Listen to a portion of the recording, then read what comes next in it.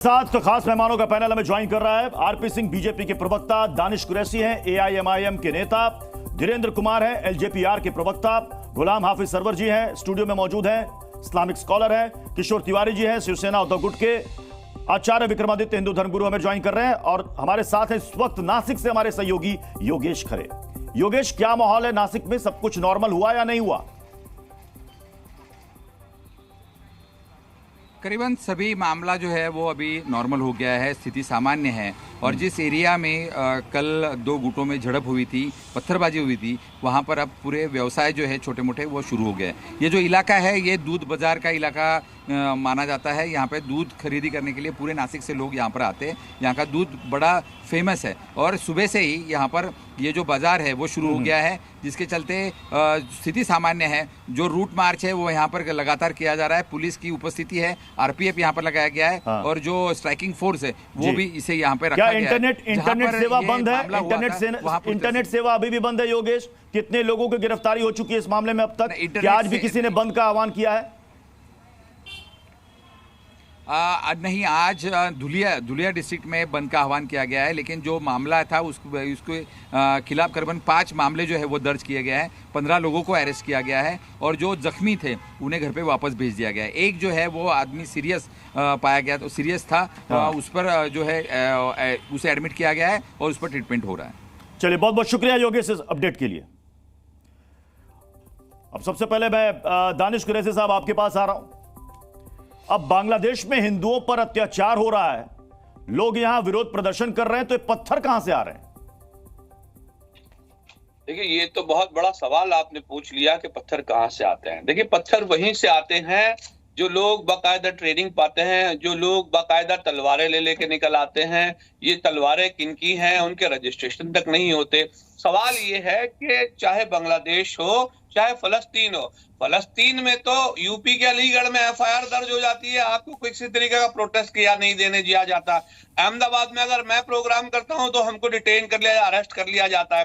हैदराबाद में भी प्रोग्राम नहीं है, लेकिन बांग्लादेश का प्रोग्राम होगा क्योंकि भारतीय जनता पार्टी की एफिलिएटेड सरकार है। तो मुझे लगता है कि देखिए, लड़ाई झगड़े तो क्या बांग्लादेश में हिंदुओं पर हो रहे जुल्म पर हिंदुस्तान में अगर कोई प्रोटेस्ट करना चाहे तो उसको इजाजत नहीं मिलनी चाहिए बकौल दानिश कुरैशी? बिल्कुल मिलनी चाहिए। तो क्या फलस्तीन के प्रोग्राम पे पाबंदियां लगनी चाहिए? लगनी चाहिए। पूछ लीजिए भारतीय जनता पार्टी सिंह साहब से, पूछिए, वो जवाब देंगे।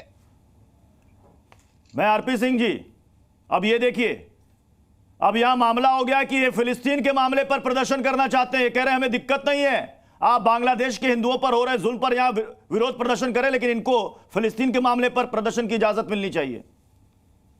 नहीं, इससे पूछिए, जब खिलाफत मूवमेंट को लेकर देश की आजादी से पहले जिस प्रकार पूरे देश में बवाल मचाया गया था, तब किसकी इजाजत ली थी? जब डेनमार्क में कोई एक कार्टून छाप देता है और उसको लेकर पूरे देश में बवाल मचाया जाता है तो रोका नहीं। आप बोले रुको, दानिश कुरैशी चुप, 2 मिनट सुनो पहले आराम से, मैंने सुना आपको आराम से। जिस प्रकार से बात मत करो सिंह साहब, एक मिनट आराम से सुनो, एक मिनट सुनो पहले आराम से, सुनने की क्षमता रखो, सुनने का मादा रखो, तमीज आपको आनी चाहिए। मैंने आपको टोका क्या एक बार भी? मैंने टोका क्या आपको एक बार भी? आप बोले मैंने टोका क्या आपको एक बार भी? नहीं, कोई एक बोले तभी बात समझ में आएगी। दानिश जी, मैं अपने सभी सम्मानित मेहमानों से कह रहा हूं, प्लीज डिबेट की डेकोरम को, मर्यादा को बनाए रखें। जब कोई एक बोले बाकी सब सुनते हैं, अपनी अपनी बारी में बोले, दर्शकों को भी बात समझ में आएगी, तर्क समझ में आएगा, लॉजिक समझ में आएगा, तभी कुछ बात आगे बढ़ेगी। आरपी सिंह जी पे नहीं है, आज नासिक पे हुई घटना पे है। आरपी सिंह, तो डेनमार्क में कोई कार्टून छपता है किसी अखबार में, पूरे देश में बवाल मचा दिया जाता है। यहाँ की सरकारें, ममता बनर्जी रोहिंग्या को और बांग्लादेशी मुसलमानों को पलके बिछाकर यहाँ पे स्वागत करती हैं। अरविंद केजरीवाल उनके लिए कूलर पहुंचाते हैं, तब तो कोई नहीं बोलता। इनके नेता जाकर पार्लियामेंट में जय फलस्तीन का नारा लगाते हैं। आज इनके मुंह से एक अक्षर नहीं निकल रहा, इनके नेता के मुंह से एक अक्षर नहीं निकल रहा। जब अपनी शपथ लेते हैं उसमें जय फलस्तीन की बात करते हैं। अरे आज भी बोल दो जय हिंदू, क्या दिक्कत है? आप भी तो अल्टीमेटली हिंदू ही थे, जब आप तो बाद में कन्वर्ट हुए। आपको तो तलवार की नोक पे बदला गया, हमसे जो लड़कर बच गए और हमने लड़ाई लड़कर अपना धर्म बचाया। अरे रुको एक मिनट, तसल्ली आप रखो, आपके पास जानकारी का अभाव तसल्ली है, रखो, आप भी मुसलमान तसल्ली हैं, रखो, और तसल्ली। तमाम लोग तो मुसलमान क्या हैं। है कि दुनिया में सबसे पहले ये आदम जो अलैहिस्सलाम पूरा थे। देश का माहौल आपके पास खराब करने जानकारी की का कोशिश अभाव की जा रही है, उससे बड़ा स्पष्ट है कि कहीं ना कहीं कुछ ना कुछ शरारती तत्व है जिनकी मंशा ठीक नहीं है। नहीं तो किस प्रकार किसी की हिम्मत होगी कि बांग्लादेशी हिंदुओं को लेकर अगर यहाँ पर प्रोटेस्ट होगा और देश दुनिया में कहीं पर भी हिंदुओं पर कहीं अत्याचार होगा, उसको लेकर यार रोष होगा, रोष प्रकट किया जाएगा, उस पर ये पत्थरबाजी करेंगे। ठीक है, मैं गुलाम हाफिज सरवर जी, बांग्लादेश में हिंदुओं पर जो कुछ भी हो रहा है पूरी दुनिया भर में प्रोटेस्ट हो रहा है, क्या यूके, क्या यूएस, क्या हिंदुस्तान, हर जगह प्रोटेस्ट हो रहा है। अब यहां के प्रोटेस्ट में अगर पत्थर चलते हैं तो वाकई में यह गंभीर मसला है कि आखिर कहीं ऐसा तो नहीं कि ये कट्टरपंथी सोच बांग्लादेश से हिंदुस्तान आ रही है, क्यों आ रही है? नहीं, वो तो देखिए बहुत गंभीर मसला, शुरू के दिनों में ही मैंने ये बात कही थी। हाँ। तख्ता पलट के बाद मैंने कई चैनलों में ये बात रखी कि जिन शक्तियों ने वहाँ तख्ता पलट किया उनका उद्देश्य न केवल बांग्लादेश को अस्थिर करना बल्कि उनकी सूची में भारत भी है। वो चाहते हैं कि भारत में भी, चूंकि वहाँ छात्र आंदोलन था, कोई लॉजिक नहीं बनता था कि उसको आप हिंदू मुसलमान या मंदिर मस्जिद करते हैं, और वहाँ के वही गुट उपद्रवी जो अपने आप को छात्र कहते तो मंदिरों पर हमला करते देखे गए, हिंदुओं को निशाना बनाते देखे गए। वो तस्वीरें आई, सही गलत सब आ गई। जब कुछ होता है तो उसके पीछे पीछे वो भी आ जाता, फर्जी भी, लेकिन सच्चाई तो है कि हमले हुए, सारी दुनिया ने देखा और दिखाया। लेकिन अभी जो घटना नासिक में घटी है और जो अभी हमारे आदरणीय भाजपा के प्रवक्ता उसके साथ साथ एडिशनल 2-3 बातें इन्होंने जो रख दी, जैसे रोहिंग्या का नाम आया तो ममता बनर्जी और केजरीवाल का नाम इन्होंने जोड़ा। तो आप भारतीय जनता पार्टी के प्रवक्ता हैं, आपको इतना तो ज्ञान होना चाहिए कि रोहिंग्या या किसी भी शरणार्थी को राज्य सरकार का अधिकार नहीं होता रखने का। वो पूरा एक सिस्टम है, यूएनओ से उसका तार जुड़ता है। शरणार्थी कौन देश में किन शर्तों पर रहेगा वो केंद्र सरकार की इच्छा के विरुद्ध नहीं रह सकता। तो हमारी सरकार ने रखा है रोहिंग्या को, अर्थात मोदी जी ने रखा है। देश को भ्रमित मत कीजिए कि रोहिंग्या को केजरीवाल ने रख लिया। केजरीवाल बेचारा अपने कार्यकर्ता को न रख पाएगा, उसकी कितनी हैसियत इस दिल्ली में है वो आपसे बेहतर और दिल्ली की जनता से बेहतर कौन जान सकता। परिंदा तो हिला ही नहीं सकता। यहाँ तो एलजी हमारे बॉस वाले कौन नहीं, इन्होंने अभी बात रखी इसलिए मैं कह रहा हूँ। देखिए जनता सुनती है। हाँ। और टू द पॉइंट आपने प्रोग्राम का नाम रखा, तो ये पॉइंट आना चाहिए कि किसी भी शरणार्थी को केंद्र सरकार की अनुमति से रखा जाता है। एक बात, बांग्लादेश में जो कुछ हुआ, हाँ। मैं शुरू से कह रहा हूं ये भावनाओं से जुड़ा मामला, एक मानवता और इंसानियत की बात है, ठीक है, लेकिन जैसे फिलिस्तीन से हमारा कोई लेना देना नहीं है, भावनात्मक लगाव है, चूंकि मुसलमान है। तो जब मेरा भावनात्मक लगाव फिलिस्तीन से अगर है, तो भारत क्या दुनिया में जहां भी हिंदू होंगे उनका भावनात्मक लगाव बांग्लादेश के हिंदुओं से होगा। तो जब भावनात्मक लगाव है तो सभी धर्म के लोगों को, तो जब भावनात्मक लगाव है, जब भावनात्मक लगाव है तो सारे हिंदुस्तानियों का लगाव है। हिंदुस्तान में रहने वाले चाहे वो किसी भी रिलीजन के हो, सबका वो लगाव है।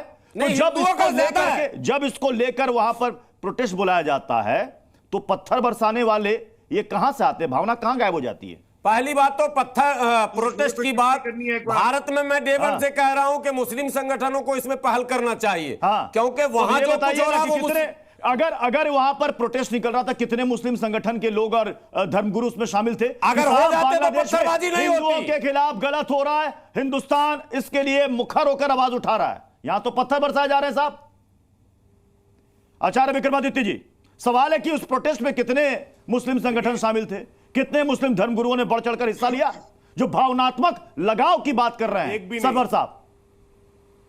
कि देखिए प्रत्युष जी, जितने भी भारत के अंदर इस वक्त बांग्लादेश हिंदुओं के खिलाफ जो प्रदर्शन उनकी सपोर्ट के लिए प्रदर्शन हो रहे हैं, एक भी मुस्लिम ऑर्गेनाइजेशन नहीं आ रहा है। और लगातार पत्थर जो बरसाए जा रहे हैं, पत्थर आ कहां से गए? पत्थर छतों पे ऑर्गेनाइज में रखे जाते हैं। कश्मीर में पत्थर, राम यात्रा में पत्थर, मुझे बताइए गणेश यात्रा में पत्थर, रामलीला के अंदर पत्थर, जहां भी कोई ऑर्गेनाइजेशन निकालती है पत्थर, वहां पत्थर मारने के लिए जिस प्रकार की व्यवस्था की जाती है, ये सुव्यवस्थित है, ऑर्गेनाइज्ड है, और जिस प्रकार से किया जाता है पूरी भारत में हमने लगातार इसका एक पैटर्न देखा है।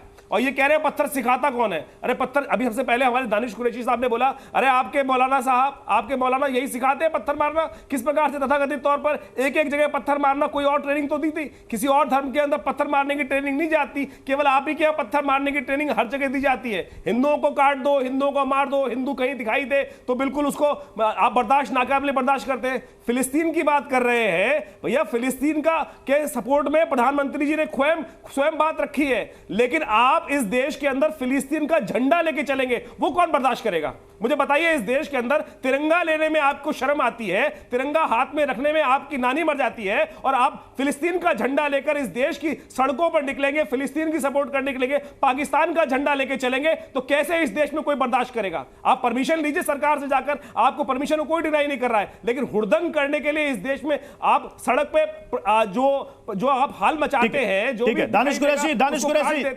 जवाब दीजिए। दानिश कुरैशी, हाँ प्रत्युष इनसे पूछिए कि इस देश में फलस्तीन का झंडा उठाने के लिए कौन सी कानून का पाबंदी है? झंडा ले, मतलब उठाएंगे आप फिलिस्तीन का, पाकिस्तान का झंडा लेके चलेंगे ना? आप यही कहना चाहते हैं? पाकिस्तान जिस प्रकार से कश्मीर के अंदर डिस्कनेक्ट हो गए हैं दानिश कुरैशी जी, दानिश कुरैशी एक्सेप्ट कर लिया, एक्सेप्ट कर रहे हैं।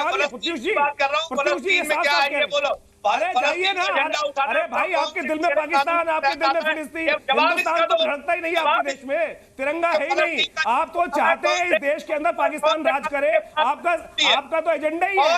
आप यहाँ पर आप तो चाहते ही है कि यहाँ पर ISIS का झंडा लगे, आप IS का झंडा लेके चलते हैं, आप हिंदुओं का अपमान करते हैं हर जगह। मुझे बताइए किस प्रकार से आप बर्दाश्त करते हैं हिंदू को? आपको बर्दाश्त ही नहीं है हिंदू। अरे अंबेडकर जी ने जो कहा था बिल्कुल ठीक कहा था, इनको यहाँ रखना, इस देश में ये संवैधानिक सबसे बड़ी यहाँ पर ऐसा व्यवस्था बना, दुर्व्यवस्था बना के व्यवस्था बना रखी है आप लोगों ने।